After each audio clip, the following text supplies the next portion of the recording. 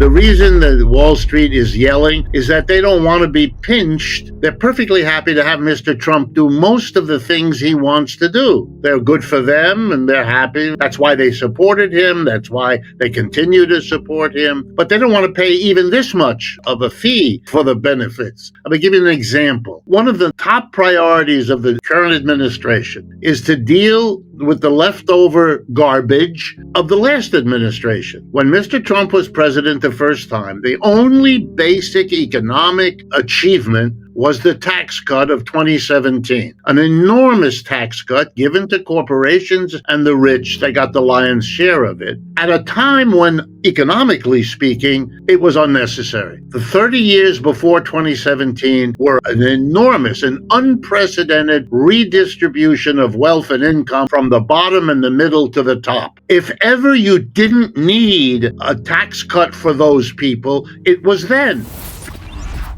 They were already doing it was just larding on to get Mr. Trump the support of the people who put him in office, which it helped to do, and it helped to create the basis for him to win the next time. The problem with that bill is that the only opposition to it that the Democrats could achieve was a sunset. It would expire this year, 2025, if I understand the legislation. And so Mr. Trump has an urgent need, which all of Wall Street understands. That tax cut has to be renewed, because if it weren't, then at the end of this year, corporations and the rich would have a tax increase as we go back to the way it was before they got the decrease in 2017. That he can't allow happen because they would all blame him for that. Here you have control of both houses. You better get that renewed. He has promised to do that. He has told Wall Street repeatedly he will take care of it and get them some additional tax cuts on top of that. And the major way he thinks he can do that is by savaging public employment through all the firings there and by income from tariffs. I want people to understand this means that the Republican Party, which for 100 years has branded itself the anti-tax party, has overnight become the mammoth tax imposing, because a tariff is just a tax. So what they're achieving is huge increase in taxes and firing large numbers of public employees. It's an old Republican business employer's dream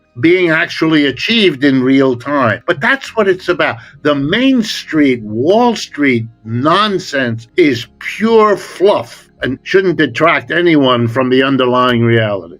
I would remind folks who don't pay the kind of attention I have to because of my job. Every one of the last 10 presidencies have been led by Obama, Bush, Clinton, it doesn't matter, have all said at the beginning of their reign, usually in their campaigns, they're going to bring back manufacturing. This is as old as Methuselah, this promise. And the interesting thing about all of them is not a single one ever delivered that. The line of manufacturing as a share of the American economy is a line that keeps going down. And that's the reality. So yeah, he's going to say it too, because it has become a mantra. He does what all the old Republicans did, but he does it more. The old Republicans quietly okayed white supremacy. He enthuses about it. The other ones were against abortion. He's going to do more. You can see it. He's on steroids with all this stuff, but that's all it is. It isn't new. It's just hyped up version of all of that. Would he like to bring manufacturing back? Absolutely. And the people who advise him, some of whom I know, economists, are telling him that the American economy is in such deep trouble that it has to try to do that. But it's not at all clear that they can. You know, presidents love to imagine that they're very powerful. The only time you get them to see that they're not is when things go wrong, and then they don't want to be held accountable. You know, I'm no friend of Mr. Trump, but blaming him for all the noise and trouble that we already have and that we're going to have more of isn't really fair either. These are historical trends and developments that he can't do squat about. And this Scott Bessent, I mean, this is silly. A Wall Street guy,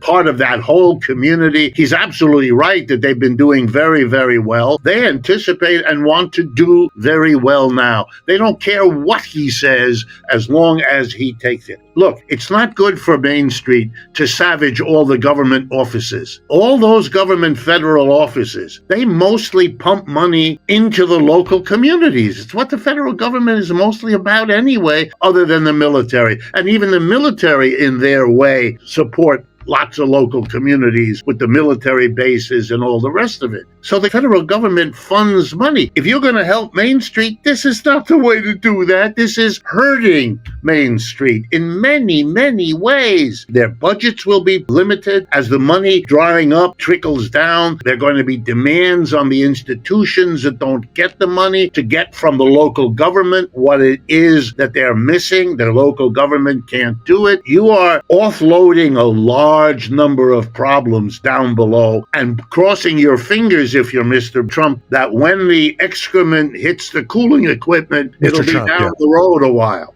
Look, I think his two basic functions are that he will want to be remembered, that as the American empire was declining, he understood that after losing the war in Vietnam and losing the war in Afghanistan and losing the war in Iraq and now losing the war in Ukraine, maybe it's time to have a different approach. And now he wants to do it domestically too, that we are not what we were. And his great fear is that it's too late. They don't have as big a footprint as they did. You know what's, by the way, going to happen now for America? If the tariffs stay, every country on earth is now going to have the following logic. Don't deal with the United States. As minimum as possible, it's too unstable. Yes, Mr. Trump will be out of office, I assume. But who comes next? Will it be another Trump type? Will it be the reversal? It's not even clear which of those is worse. You undo it all, and then what? You don't want to be in that position. You want a different trading partner. Europe wants to wean itself off of its interactions with the U.S.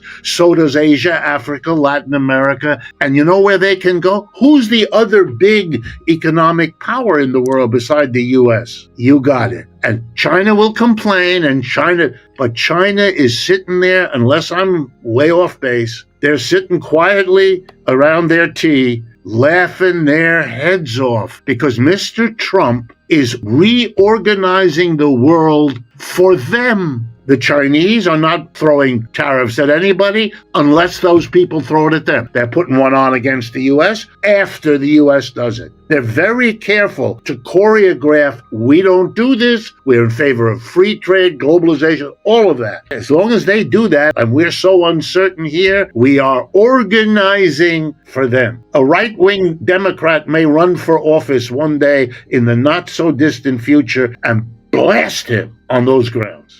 In my wildest imagination, since I've just explained about uncertainty, I'm blown away by he cut it for everybody for 90 days. It's just incredible what he's doing. Beyond anything I can give you a rational answer for, because this is no longer a rational behavior pattern. It undercuts any calculation.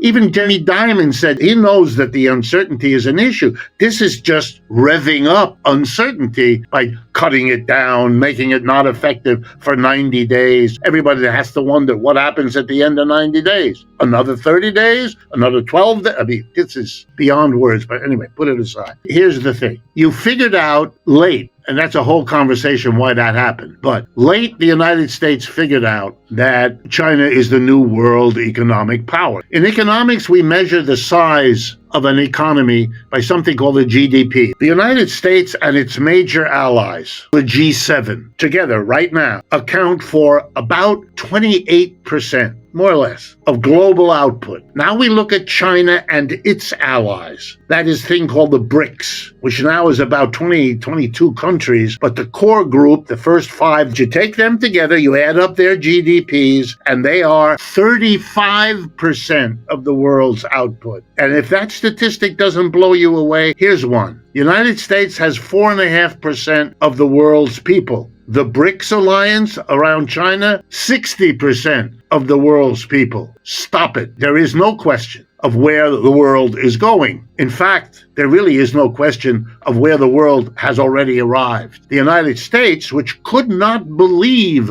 over the last 25 years how fast China was growing. I can't tell you the number of seminars and panels and conferences where I've either given a paper or been on a panel or commented on it, where I had to deal with my fellow economists who were telling me, you can't trust the Chinese statistics, they make it up. Year after year, as the signs kept showing that they weren't making it up. Now they finally figured out. Under Obama, it started. It's too late. They want to slow China down. Everything they do, going after the Huawei Corporation a few years ago. I'm sure you noticed that. Putting the tariffs on under Trump #1, and then give you an example. The best electric vehicles in the world right now, and the cheapest. Every engineer knows it. Are made in China by a company there called BYD. If you go to Europe right now, you'll see them all over the road. You'll never see one in the United States. Why not? Because Mr. Biden raised Mr. Trump's tariff, which was 25%, to 100%. So if you buy a $30,000 BYD, you pay $30,000 goes to China for the car, and another $30,000, 100%, goes to Uncle Sam, costing you $60,000. So no one's going to do that. Everyone here can buy for $45,000 an inferior electric car made by Tesla or GM or Ford or any of the other, Toyota and the others. That's how this whole crazy quilt has been stop them, slow them, damage them. It's been going on now 15 or 20 years. It hasn't worked. Here are the numbers for 2024. All these numbers are from the International Monetary Fund. U.S. growth 2.8%. China's growth 5%. India's growth 7%. There's no contest here. It's been like that for 30 years. And there's no reason to believe otherwise. Can you damage the Chinese economy with these actions? Yes, you can. Will it cost them? Yes, it will. Is it going to change this basic picture? Not a chance. I can tell you from European newspapers, the United States is now the world's rogue country. They won't change their behavior. The Europeans will screw each other as they each of them fall over the other one trying to make a deal with Mr. Trump. Not understanding the old rule. If you don't hang together, you're going to hang separately. And that's the end for Europe. That's why Europe is disintegrating between the two poles of the US and the G7 on the one hand and China and the BRICS on the other. They can't overcome those differences. That's why Europe, from being the center of the world for thousands of years, is now becoming marginal. Before long, we're going to refer to Britain as a cold, wet island off the continent of Europe. That's come down a long way. And here's the irony of ironies. That's exactly what's happening to us. We're bigger, but it's not helping us. We are in really tough shape.